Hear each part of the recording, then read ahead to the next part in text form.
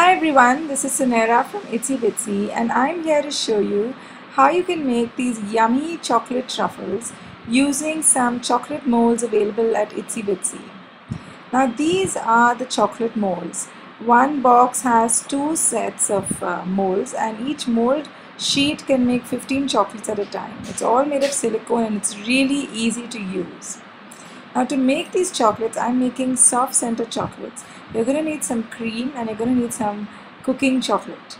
You get these cooking chocolates in bars, so you need to pick them up from your grocery store.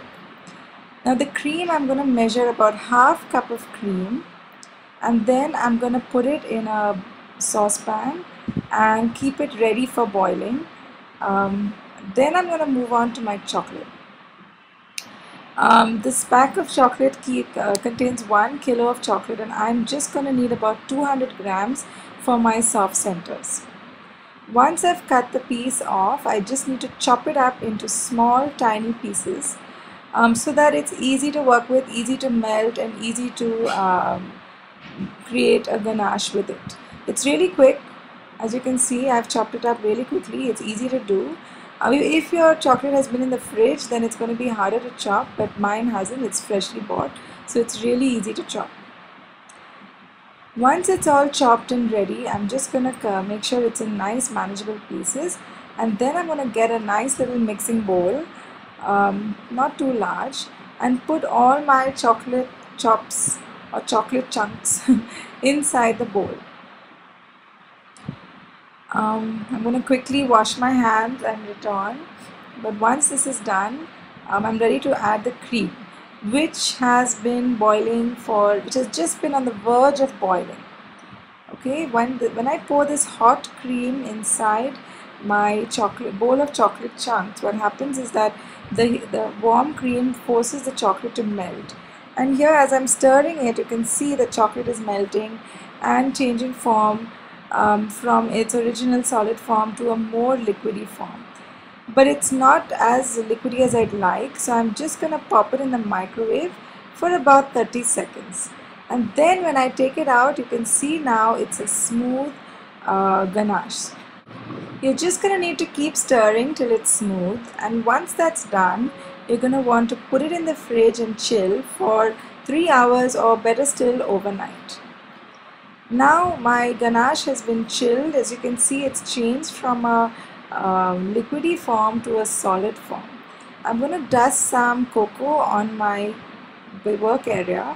Take a spoonful of this ganache, which is now quite hard, and create a little ball using the cocoa powder to avoid it, to stop it from sticking to my hands.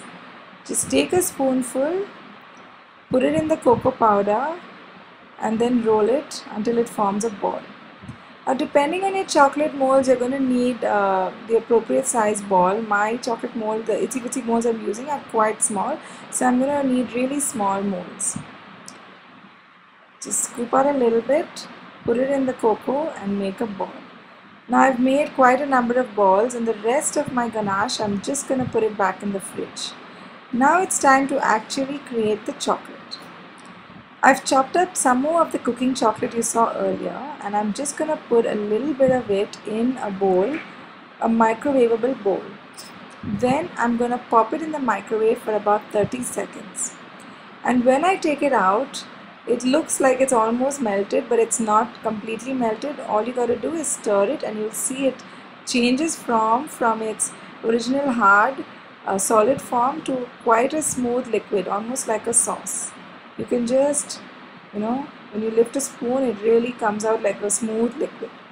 Then I'm going to take my molds and just put a little bit in each little pocket. When I pour the chocolate inside the mold, what I'm doing is using the back of the spoon to coat the sides of the mold, because when you put the soft center filling inside, very often it cuts off this edge to the chocolate. So when you put your chocolate in, you need to just scrape the sides. So now I've covered the whole sheet with the chocolate, and I'm just going to put my little molds inside each socket. As you can see, the molds are just the right size. The balls I've made are just the right size, so they're fitting nicely into the molds. You want to make sure that it goes right and then it doesn't bulge out at the top, because that won't let the chocolate sit. You know, the bottom of the chocolate won't be flat if it is bumping out from the mold. Now I'm going to take another spoonful of chocolate and just fill up the remaining space.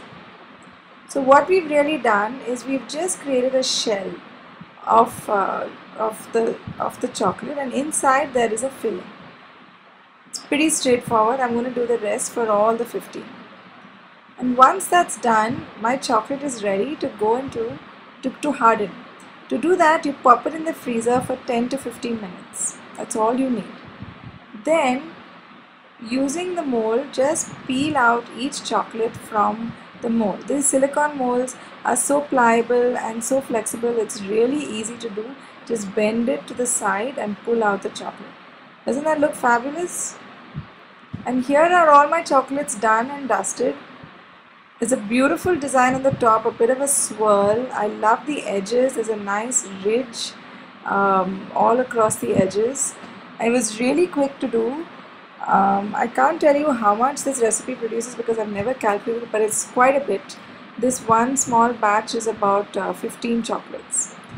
And it's also really easy. I've done this entire thing in about 10 minutes. Now to have a look at the center, I'm just going to chop one chocolate to give you an idea of what it looks like. See, as you can see, the outside shell is very thin, and right in the center is a nice soft center, which, because it's cream, it will remain soft. So while the outside becomes hard, the inside will remain soft. And here's a look at the chocolates when displayed for a tea party. I've made a little chocolate stand, which you can find out more about by visiting our blog. That's in the address is in the description of this video. And here I've added a close-up of how the chocolates look. Don't you love that rich design and the lovely swirl on top? All possible thanks to the wonderful chocolate molds at Itsy Bitsy.